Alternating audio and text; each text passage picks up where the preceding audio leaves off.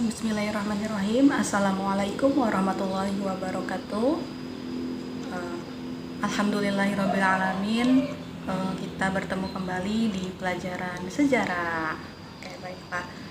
Sebelum kita memulai pelajaran pada hari ini, baiknya kita berdoa terlebih dahulu. Silakan KM untuk memimpin berdoa. Ayo silakan KM.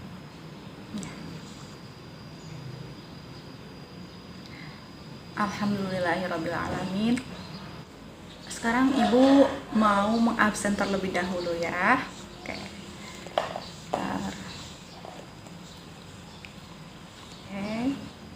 Oke. Selanjutnya Jaidam Sari. Oke. Pelajaran kali ini kita akan membahas tentang Wali Songo. Ada yang tahu nggak Wali Songo itu apa? Wali Songo, oh iya betul ya, walinya ada 9 gitu ya, karena Songo gitu ya, 9 wali gitu ya. Ya benar. Kenapa kita membahas tentang Wali Songo gitu ya, karena sejarah Wali Songo itu sangat berarti gitu, sangat berarti untuk masyarakat muslim, masyarakat Islam khususnya di Indonesia. Pada hari ini kita akan membahas 5 Wali Songo terlebih dahulu. Karena tadi kan Wali Songo itu walinya ada 9 gitu ya. Nah, pada hari ini kita mempelajari 5 Wali Songo terlebih dahulu. Ibu harap semuanya bersemangat gitu ya. Karena ini kan penting sejarah, mengulik sejarah kembali tentang diri kita sendiri sebenarnya gitu ya. Jadi kita harus bersemangat dalam mempelajari semua. Khususnya hari ini harus lebih semangat lagi. Oke? Selanjutnya tadi kan udah dibahas ya, apa sih Wali Songo itu gitu ya. Wali Songo itu Wali Songo gitu tuh, yang secara denotatif nama Wali Songo itu berarti sejumlah guru besar gitu, atau ulama yang diberi tugas dakwah dalam wilayah tertentu. Nah, wilayah di sini yang dimaksud adalah sebagian Pulau Jawa. Seluruhnya, hampir seluruhnya mungkin. Dan mungkin ada pusat-pusat tertentu dalam penyebaran yang kemudian lambat laun akan menyebarkan ke seluruh penjuru Pulau Jawa gitu ya.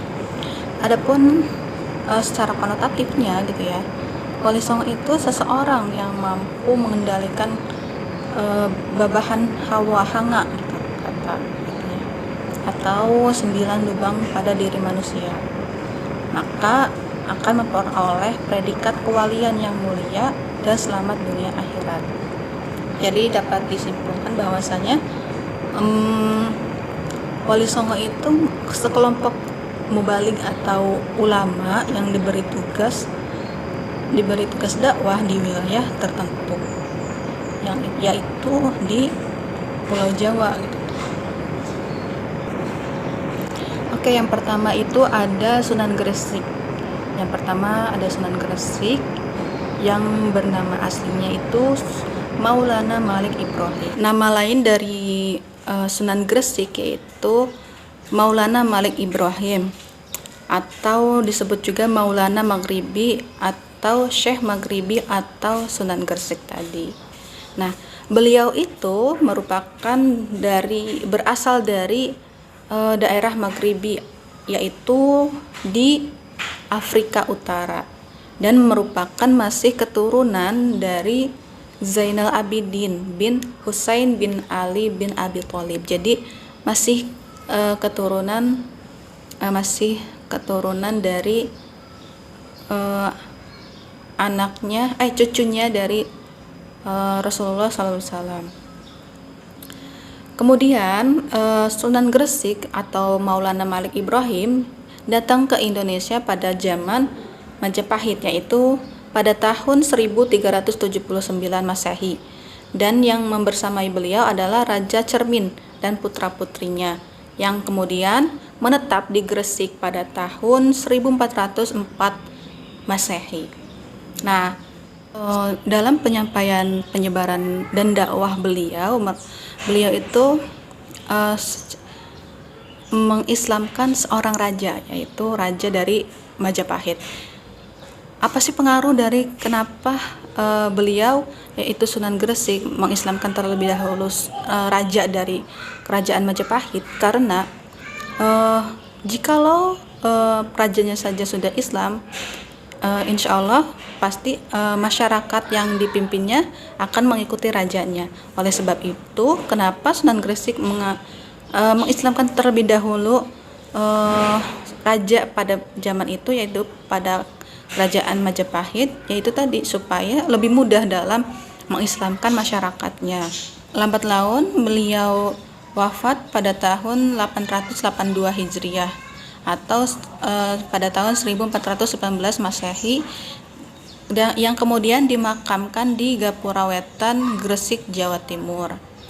Oke, selanjutnya yaitu Sunan Ampel, atau nama lengkap beliau itu Raden Rahmat. Beliau lahir pada tahun 1401 Masehi dan nama kecil beliau adalah Raden Rahmat, yaitu dan merupakan putra Raja Cempa. Nah, kemudian beliau menikah dengan Nyai Ageng Manila, yaitu putri dari Tuban.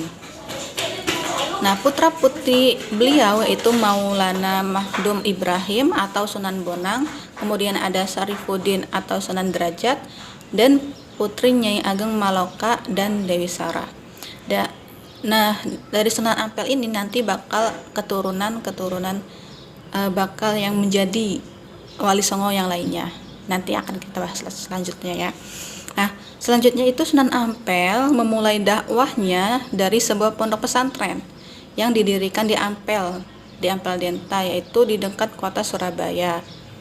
Nah, beliau itu dalam berdakwahnya beliau mendirikan sebuah pesantren supaya apa? Supaya orang-orang bisa belajar lebih mendalami apa itu Islam gitu ya. Nah, dari pesantren tersebut mencetak generasi-generasi yang cemerlang. Ya, di antara para santrinya itu ada Raden Paku atau Sunan Giri, kemudian Raden Makhdum atau Sunan Bonang, kemudian ada Syarifuddin atau Sunan Derajat, kemudian Raden Patah atau Raja Demak, kemudian Sunan Kalijaga, dan Maulana Ishak atau Raja Blambangan. Oke, selanjutnya yaitu Sunan Giri. Nah, Sunan Giri atau Raden Paku yaitu merupakan putra dari Maulana Ishak dan Sekardadu, yang merupakan nama kecil Sunan Giri adalah Jaka Samudra, dan beliau diasuh oleh seorang janda kaya raya yaitu Nyai Gede Pinantik. Sunan Giri berguru pada Sunan Ampel dan oleh Sunan Ampel Jaka Samudra diberi gelar Raden Paku. Nah, makanya Raden Paku merupakan gelar gitu ya dari Sunan Ampel kepada Sunan Giri. Kemudian bersama dengan Sunan Bonang, Raden Paku pergi haji ke Mekah dan berjumpa dengan ayahnya yakni Maulana Ishak yang sudah bergelar Syekh Awalul Islam.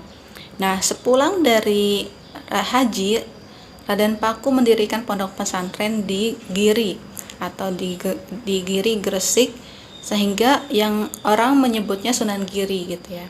Nah, dakwah beliau itu hingga ke Bawean, Lombok, Ternate, dan Tidore di Maluku. Nah, dakwah beliau itu melalui jalur budaya seperti permainan jelungan, jamuran, gula ganti, kemudian cublak-cublak suweng, tembang asramadana, ataupun tembang pucung. Dan warisan budaya yang masih ditembangkan yaitu lir-ilir ya. Pasti teman-teman semuanya udah pada tahu ya tentang lir-ilir gitu ya. Selanjutnya ada Sunan Bonang. Sunan Bonang atau nama lengkap beliau itu Maulana Makhdum Ibrahim. Nah, beliau itu hidup pada zaman akhir kerajaan Majapahit, yaitu pada tahun 1478 Masehi. Sunan Bonang itu berdakwah melalui pewayangan dan menyempurnakan instrumen gamelan seperti bonang, kenong, dan Kempul serta tembang Macapat dan Suluk Wijil gitu ya. Sunan Bonang kemudian wafat pada tahun 1525 Masehi di Tuban. Dan beliau itu berhasil menyebarkan para santrinya untuk berdakwah ke seluruh penjuru Nusantara. Jadi beliau ini setelah mencetak santri-santrinya, kemudian santrinya disebar kembali supaya apa? Supaya bisa menyebarkan agama Islam itu di daerah-daerah yang lainnya, supaya tidak di daerah tersebut aja gitu yang mendapatkan kenikmatan Islam gitu. Jadi semua wilayah sudah mendapatkan bagian-bagiannya untuk mendapatkan nikmatnya keislaman. Selanjutnya itu ada Sunan Derajat, atau nama lain beliau adalah Sunan Mahmud atau Sunan Mayang atau Sunan Mayang Madu atau Sunan Muryapada atau Raden Imam atau Maulana Hashim atau Syekh Masakih atau Pangeran Sarifuddin atau Pangeran Kadrajat dan Masahik Munar. Raden Qasim dipanggil dengan Sunan Derajat berkaitan dengan membuka lahan dakwah Islam di perbukitan Desa Derajat yang dikenal sebagai tempat yang angker atau keramat gitu ya. Nah, petuah Sunan Derajat yang terkenal adalah Bapang Den Simpangi Ana Catur Mangkur, yang artinya itu jangan mendengar pembicaraan yang menjelek-jelekan orang lain, apalagi yang melakukan perbuatan tersebut gitu.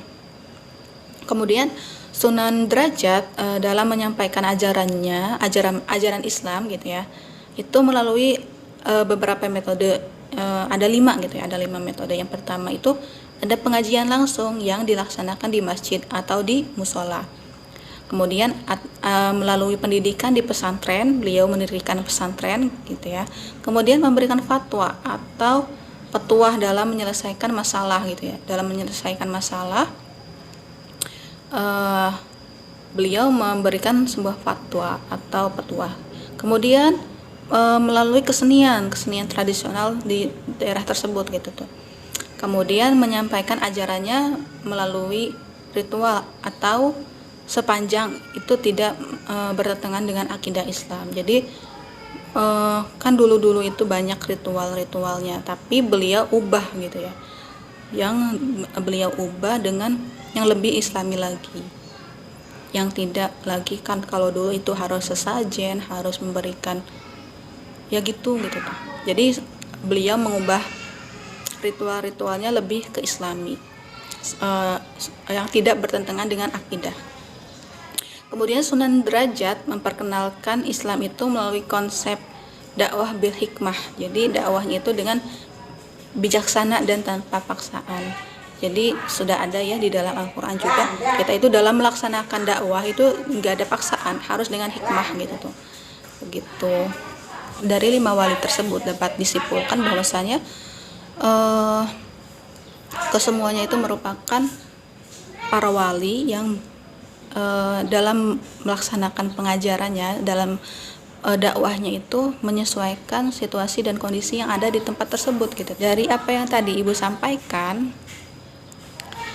teman-teman nanti dapat menyimpulkan di sekitar rumahnya kira-kira kebiasaan apa sih yang masih ada, kebiasaan-kebiasaan apa sih yang masih ada pada zaman dahulu gitu ya, maksudnya pada masa Wali Songo yang ada dalam sekarang gitu tuh, yang masih bertahan sampai sekarang. Oke, dicukupkan gitu ya. Baik, silakan KM-nya untuk berdoa lagi untuk menutup kegiatan hari ini. Silakan.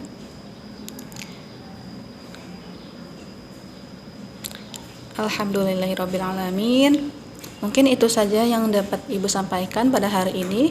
Semoga nanti kita bisa bertemu kembali dan dalam keadaan yang sehat walafiat semuanya. Amin ya rabbal alamin. Mungkin itu saja. Wassalamualaikum warahmatullahi wabarakatuh.